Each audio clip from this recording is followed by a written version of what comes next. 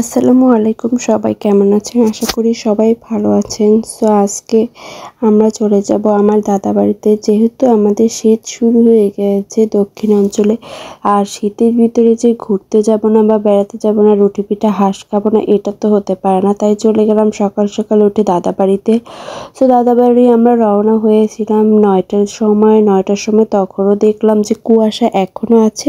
যেহেতু পুরোপুরিভাবে শীত পড়েনি তাই কুয়াশাটা না থাকাই স্বাভাবিক, কিন্তু তবুও ছিল কুয়াশা। তো যাই হোক, প্রকৃতিটা এত সুন্দর ছিল, মনের মধ্যে এক প্রকার আনন্দ কাজ করছিল। আর চারপাশের এত সুন্দর প্রাকৃতিক পরিবেশ দেখে মনটা খুবই ভালো লাগছিল। তারপরে দাদাবাড়ি যেতে হলে আমাদের পায়রা নদীটা পার হতে হয়। তো পায়রা নদীতে আমরা ট্রলারের মাধ্যমে পায়রা নদী পার হয়েছি। অনেকক্ষণ ওয়েট করার পরে ট্রলার ছাড়লো। তারপরে এই তো নদীর সৌন্দর্য উপভোগ করতে করতে আমরা ওপারে পৌঁছে গেলাম। আর নদীর সৌন্দর্যটা এত সুন্দর যে আপনি নিজ চোখে না দেখলে বিশ্বাস করবে না যে কি পরিমাণ সুন্দর, অপরূপ সুন্দর। সো আমরা অনেকক্ষণ ধরে নৌকা দিয়ে পার হলাম। এর ভিতরে আর একটা ঘটনা ঘটলো যে মাঝ বরাবর যখন ট্রলার আসলো তখনই তুফান শুরু হলো। তো আমি একটু ভয়ও পেয়ে গিয়েছিলাম। ভয় বেশি পেয়েছিলাম কারণ আমার সাথে আমার ছোট্ট বাচ্চা ছিল তাই। আর তারপরে অনেকক্ষণ ধরে ট্রলারটা পাস হওয়ার পরে আমরা ওপার পৌঁছে গেলাম। ওপার পৌঁছাতে আমাদের অনেক বেগ পেতে হয়েছে কারণ যেহেতু নদীতে তুফান ছিল ওই টাইমটাতে, তাই আমাদের অনেক কষ্ট হয়েছে এবং ভয়ও তো সাথে আছি। তারপরে নৌকা পার হওয়ার পরে গিয়ে দেখলাম বাড়িতে চলছে রান্নাবান্নার আয়োজন। সেদিন অনেক কিছু রান্না করা হয়েছে। রুটি পিঠা বানানো হয়েছে, চালের রুটি, হাঁসের মাংস, মুরগির মাংস, ইলিশ মাছ, অনেক আয়োজন করা হয়েছে। তো এই রান্নার ফাঁকে আমরা চলে গেলাম আমার চাচার বাগানে, কারণ চাচার অনেক বিশাল একটা বাগান রয়েছে আমার চাচার। তো এইটা দেখার জন্য আমি, আমার হাজবেন্ড, আমার বাচ্চা নিয়ে বেরিয়ে পড়লাম একটু ঘুরে আসার জন্য, প্রাকৃতিক পরিবেশ উপভোগ করার জন্য। সো দেখে আসলাম অনেক বড় বড় গাছ, পাকা সবেদা, লেবু, তারপর মালটা ইত্যাদি ফল ফ্রুটসও নিয়ে আসলাম। এগুলোর ভিডিওতে নেওয়া হয়নি কারণ তখন আমার ফোনে চার্জ ছিল না।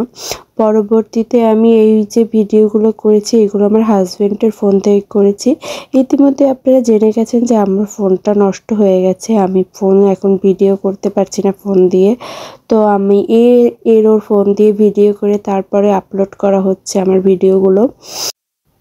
তো এই তো সুন্দর করে পিঠাগুলো ভেজে নেওয়া হয়েছে, চালের পিঠাগুলো। আর চালের পিঠা দিয়ে কিন্তু হাঁসের মাংস অনেক মজা লাগে। শীতে আমরা চলে এসেছি দাদা বাড়ি, তো এই পিঠা খাবো না তা তো আর হয় না।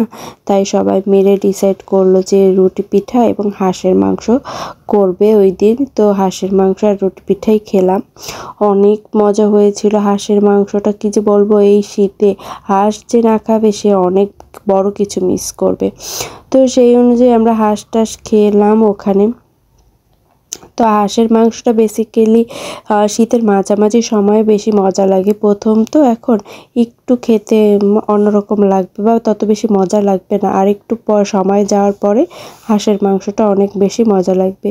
সো আমার যে এই দাদা বাড়ি, এটা কিন্তু 100 বছর পুরনো একটা বাড়ি।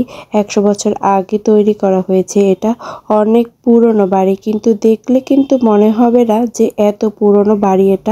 এটা মনে হবে হায়েস্ট 20-30 বছর হয়েছে, কিন্তু না, এটা আসলে 30 থেকে 40ও না, এটা 100 বছরের পুরনো একটা বাড়ি। তো আমার বাবা এখানে, মা এখানে 30 বছর তারাই থাকে।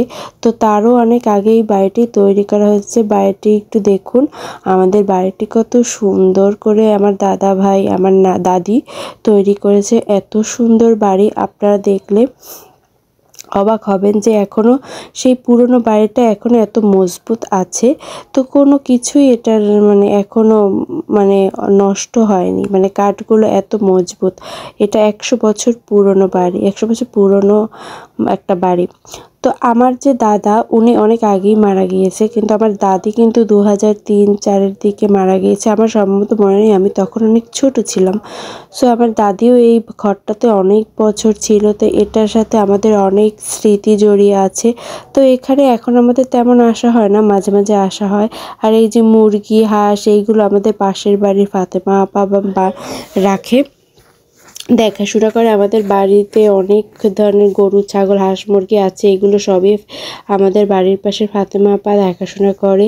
তারপরে খাওয়া দাওয়া শেষ করে আমরা রওনা হলাম আবার শহরের উদ্দেশ্যে, শহরে চলে যাব। সো ভিডিওর ভিতরে আমি অনেক কিছুই ক্লিপ নিতে পারিনি, কারণ আমার মোবাইল নষ্ট হয়ে গেছে।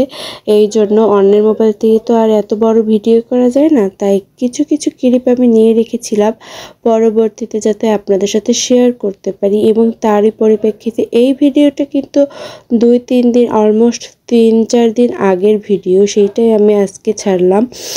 আজকের যে দেখতে পাই আমার ভিডিও সাথে এই জন্য লেট হচ্ছে যে আমি ভিডিও ক্লিপস নেই, তারপরে সেটা থেকে ট্রান্সফার করে আমার ফোনে আনি, তারপরে এডিট করি, তারপরে ছাড়ি।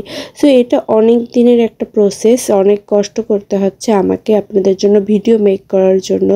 আর আপনারা আমাকে এত কম সময়ে এত ভালোবাসা দিয়েছেন যে আমি ভিডিও আপলোড না করে থাকতে পারছি না। যে ভিডিওটি আর বড় করবো না, সবাই ভালো থাকবেন, আল্লাহ হাফেজ।